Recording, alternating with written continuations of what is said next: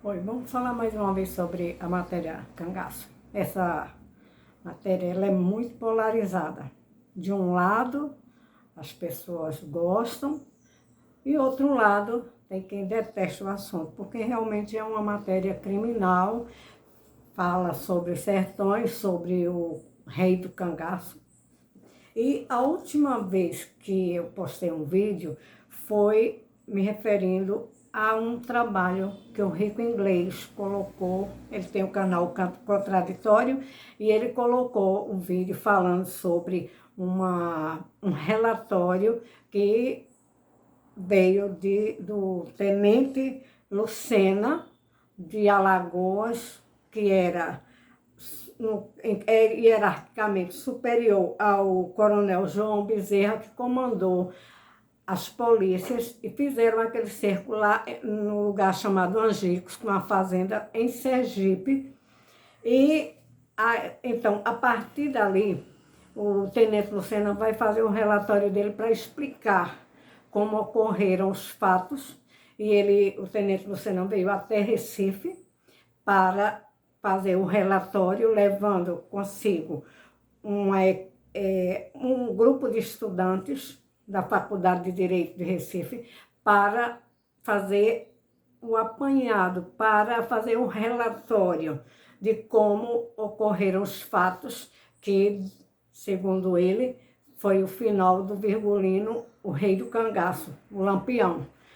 E então eu assisti atentamente ao vídeo do Rico Inglês. Ele fez uma abordagem fenomenal, gostei bastante, porque ele foi mostrar as contradições, porque o tenente Lucena, ele não estava no momento em que houve o cerco aos cangaceiros, e ele foi a pessoa que veio para Recife para fazer o relatório e entregar dito relatório com firma reconhecida, em cartório, ao governador, à época, Agamenon Magalhães, governador de Pernambuco, que posteriormente deve ter encaminhado tal relatório para o presidente Getúlio Vargas, que era, à época, um ditador, e foi ele quem disse: acaba com o cangaço, não interessa. O cangaço é uma coisa que está denegrindo digamos, a política do país, e ele, como era a autoridade máxima, ele manda acabar com o cangaço. Então, gente, eu quero frisar bem o seguinte, que as pessoas, depois que assistiram ao vídeo do Rico Inglês, o Rico Inglês até dizendo que havia perdido o entusiasmo com a história do cangaço, porque a história é cheia de narrativas. Muito pouca coisa se aproveita na história do cangaço quando ela é feita, dita ou analisada por algumas pessoas que se levam pelo entusiasmo, né? Então, isso chama-se arte de iludir, a arte de enganar, a arte de ter uma narrativa bonita. E muita gente gosta exatamente disso, mas isso é muito ruim para a história, porque a história, sim, mas as pessoas florearam tanto, enfeitaram tanto, e muita gente, aí tem canal no YouTube que tem mais de 100 mil seguidores. Quando colocam um vídeo, né, aí as pessoas gostam, livros e mais de 1000 títulos de livros disponibilizados aí para as pessoas lerem, mas quando a gente vai analisar realmente a história, a gente vê que as narrativas elas não se sustentam. E isso é muito ruim para a história, desgastou a história, porque a história ficou sem credibilidade. Mas a gente tem que ir ao fato. Quem foi o Virgulino, o Lampião, rei do cangaço, o que ele fez? Alguns poucos escritores, como, por exemplo, o Rico Inglês, que eu me referi logo no início, eles dissecam a matéria e eles falam com coerência e vão pegando as coisas que realmente você tem que analisar utilizando um método acadêmico que possa dizer, olha, essa história não está de acordo. Houve alguns escritores, algumas pessoas que estudaram o cangaço e não acreditavam também. Alcino Costa, por exemplo, ele não acreditava naquele fato como ocorreu lá em Angico, assim como os estudantes da Faculdade de Direito, quando foram 5 dias úteis após o evento lá em Angico, o massacre, eles também discordaram, mas como eles estavam a serviço ali do coronel Lucena, do tenente Lucena, aí então eles quiseram agradar. Eu até falei isso no vídeo anterior. E também mostrei que os alunos, eles, como alunos, né, eles tinham ainda, a vida acadêmica ainda não estava completa, né? Eles ainda não tinham terminado o curso de Direito, então eles fizeram um relatório um tanto quanto, assim, cheio até com palavras, adjetivos, muito que florearam bastante a peça, né? Que é um relatório sobre um crime, sobre os crimes, né, ocorridos nos sertões do Brasil. E lembrando como a pessoa, quando a arte de narrar, né? Muita gente vende muito livro, vende muito... tem muito seguidor no YouTube, no Facebook, nas páginas de internet, de modo geral, mas aí a arte de narrar, ela é uma coisa que não cabe na história. Na história, quando o fato tem que ser estudado à luz de das ciências, né? Exatamente, o crime, a criminologia científica, né? E então eu lembrei também de mostrar aqui que eu me pauto muito em Freud, né? Aqui tem um trabalho que Freud se preocupou em analisar. Por quê? Porque quando saiu este trabalho de Jensen, né, Gradiva, de Jensen e outros trabalhos, em 1906, tá aqui, ó, Freud estudou o Gradiva, né, e ele disse o seguinte, né, ao grupo de pessoas que os sonhos são coisas realizadas.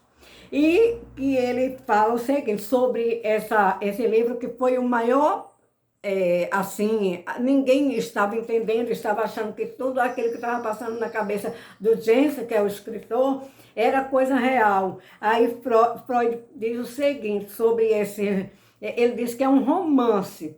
E que isso daqui, a base de Freud foi analisar esse romance para mostrar às pessoas que esse sonho que o Jensen teve, ele transportou para o livro e foi uma coisa muito estudada, as pessoas não entenderam, né? Aí Freud se preocupa em analisar a obra, né? Aí ele coloca aqui, são palavras de Freud. E aqui eu pediria aos meus leitores que deixassem de lado o pequeno ensaio e passassem algum tempo conhecendo a Gradiva, publicada pela primeira vez em 1903, para que aquilo a que eu me referir nas páginas que se seguem possa ser familiar a eles. Para os que já leram Gradiva, farei um breve resumo da sua história, esperando que suas memórias lhes restituam todo o encanto que ela perderá com esse tratamento. Por quê? Porque Freud analisou essa história do Gradiva, as pessoas acreditavam que o Jensen estava colocando ali não as suas narrativas, as suas emoções, e que aquilo era uma criação de Jensen. As pessoas acreditavam que era real esse Gradiva, que é uma personagem que ele cria, para a história dele e que essa personagem é fictícia. Onde que eu quero chegar, gente? É que o fato do cangaço ter, assim, muita gente ficar, assim, inebriada com o cangaço, como se o Virgulino fosse uma pessoa, um herói maravilhoso, uma pessoa que tinha hora que fazia caridade. Gente, nos meus vídeos, eu tenho dito o seguinte: Virgulino Lampião era um psicopata. E o psicopata, ele sabe enganar como ninguém. Ele sabe enganar qualquer pessoa, seja a pessoa mais simples ou letrada. Virgulino era uma pessoa que ele era capaz de matar, de estuprar, de estrangular, de cometer atrocidades. E essa pessoa não pode ser herói. Herói é outra coisa diferente, né? Então, o Virgulino, por outro lado também, o Virgulino, ele jamais se apaixonaria pela Maria, que também foi outra coisa que as pessoas acreditam que o Virgulino se apaixonou perdidamente pela Maria de Ideia, a Maria Bonita. Gente, isso não existe. O psicopata, ele não tem essa capacidade de amar. Ele não tem a capacidade de se colocar no lugar do outro. Ele é 100% razão, 0% emoção. Ele quer o prazer e o gosto pelo que ele quer. Quando ele quer as coisas, ele faz tudo para enganar as pessoas, para trazer as pessoas, fazer com que as pessoas acreditem nele. Mas o Virgulino jamais foi um apaixonado, porque isso não faz parte da personalidade psicopática de qualquer pessoa que esteja nesse nível, que era o Virgulino, que era o psicopata, do tipo serial killer. Jamais o Virgulino, ele se apaixonaria, como as pessoas escutam, as músicas que saem, né, romanescas,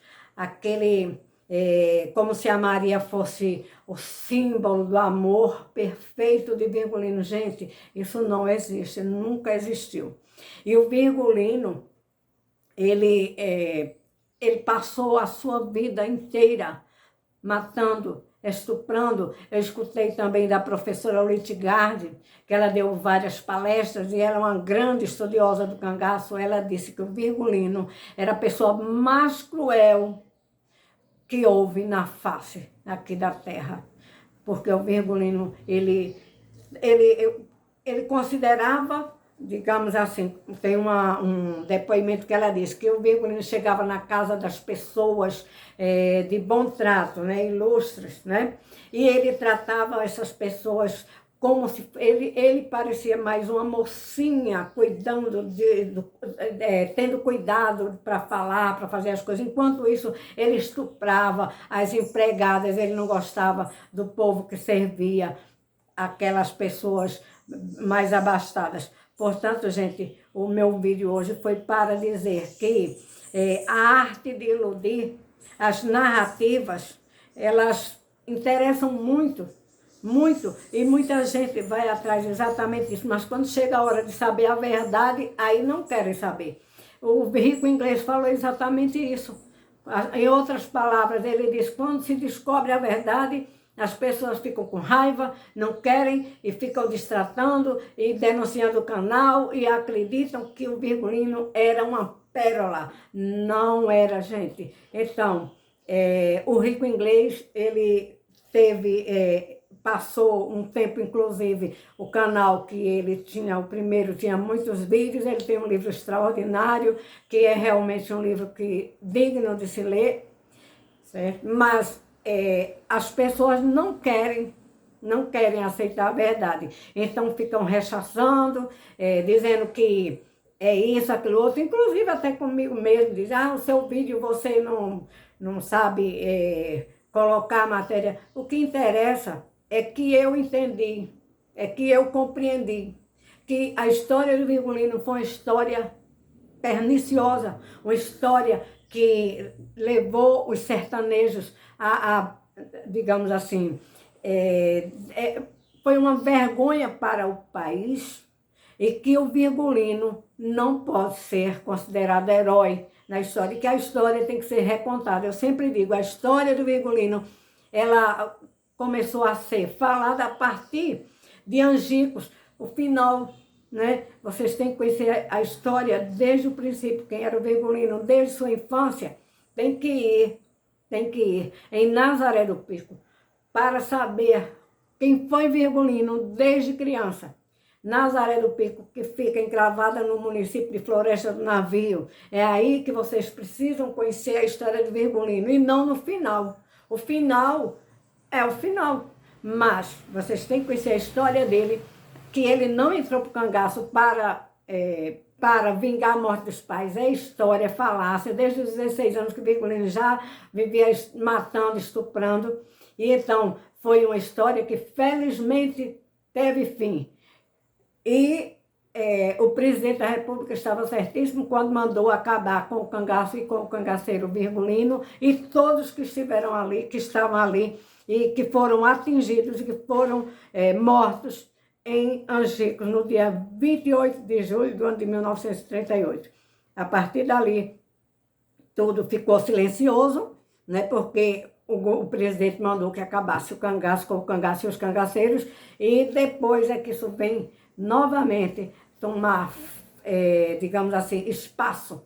Mas, felizmente, as pessoas estão entendendo que o cangaço não servia e tem que ser contado através de métodos científicos para que nós saibamos de como ocorreu o cangaço e o que era o cangaço na vida dos sertanejos do Brasil, de modo geral. Portanto, gente, esse vídeo que eu queria falar é exatamente para mostrar a arte de iludir, como é fácil florear e vender livros. E quando aparece quem fala a verdade, muita gente que gosta da matéria não gosta de quem fala a verdade.